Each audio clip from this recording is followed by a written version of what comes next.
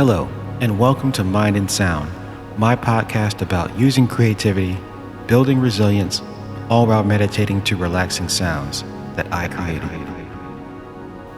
So, this episode is all about imagination and why our imagination is more important than AI. So, Sora 2 just got released from OpenAI, and it's a video generating app, and everybody's timeline got flooded with AI slop from this app. And Sora 2 is just a long list of creative apps that have been used to weaponize art against artists.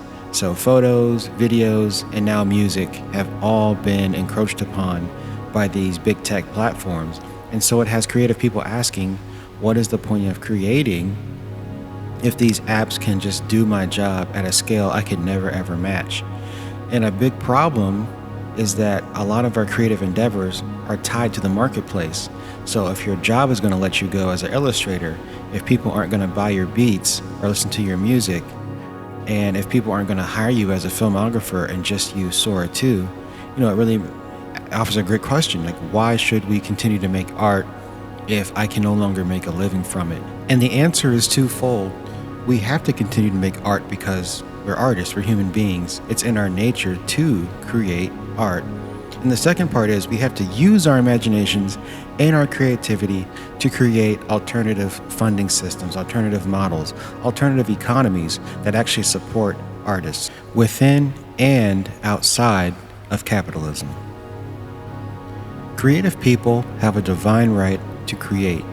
We have magic, we have superpowers that should never be taken for granted.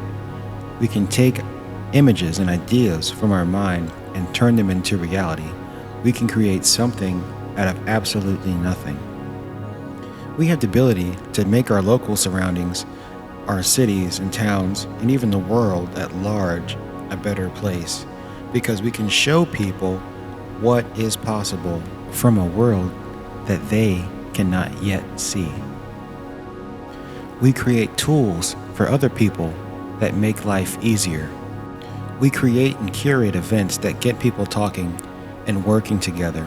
We build community. We set up future relationships when we bring people together from all different walks of life into one space. From rock concerts to DJ parties to the local park, the sculptures that are around the art museums, it's no denying that the imagination and the creativity from the arts is what makes a society beautiful and worth living in.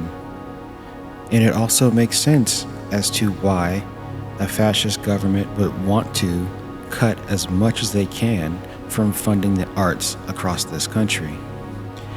A nation that can no longer imagine a future, a nation where artists are suppressed, leads to a dystopian society.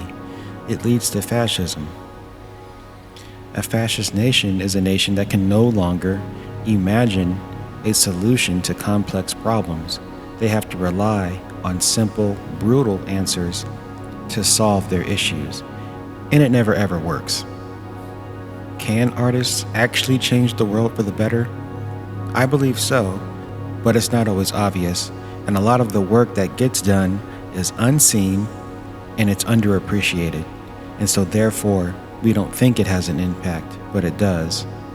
And it really takes millions of us in our little bubbles, creating our own little scenes, working with each other, locally and internationally, to finally start seeing the impact. And that brings us to today's reading. This is from How to Be an Artist by Jerry Saltz. And we are reading Chapter 2, Imagination is More Important than Knowledge. So that's an Albert Einstein quote, and we're going to talk about that after I read this couple paragraphs. The imagination is endless and always there. It's a lens, a tool that enlarges life, that animates your own Cambrian ocean of past, present, and potential future forms. It adds to what Samuel Taylor Coleridge called gorgeous nonsense, making unreal things real and real things unreal. Pledge allegiance to it, live up to it, honor and listen to it, take pleasure in it. Let it be your magic lantern and flying carpet. Your imagination extends your mind to the world around you. It pressurizes, composes, decomposes, and connects your thoughts. It's inseparable from you and will be with you on the day you die. The imagination is not a state, said William Blake. It is the human existence itself. Creativity is what you do with your imagination. So write down your flights of fancy, your moments of wonder and fear, your dreams and delusions of grandeur. Then put them to work. Make the imagination your compass star. And coming back to that Albert Einstein quote, imagination is more important than knowledge, is absolutely true. And we can look at these apps as the perfect example for this. There's plenty of money to fund the creative arts.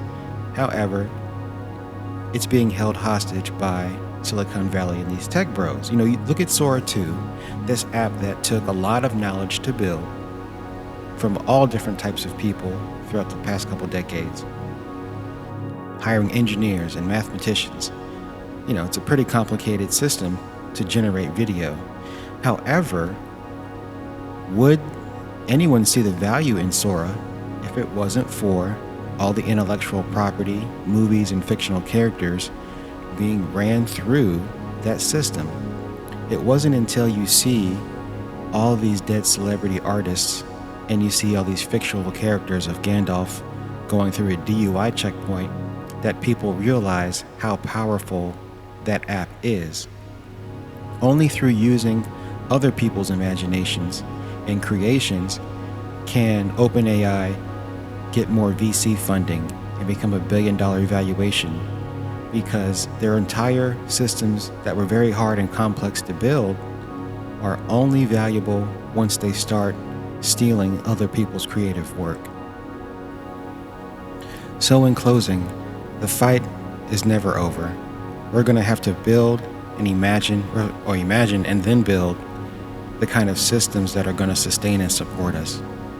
And it's important that we begin doing that by carving out space for our imagination and creativity. That becomes harder and harder as people become more stressed out and desperate. But as much as you can, it's important to continue to be creative and just to do things outside of an audience or getting paid to do something. Prioritize your creativity. Prioritize your imagination. You can use the meditative music in this piece to give yourself a break to imagine, just to notice your unconscious thoughts going by and seeing what arises, or thinking about a problem that you can't solve, and then maybe that solution might come to you as you sit back and relax and listen to the music. You can reimagine a positive experience that happened to you, one of your favorite, the environment you were in, the good people who you were around. You can take the time to reimagine that. Feel free to use whatever affirmations you have on hand.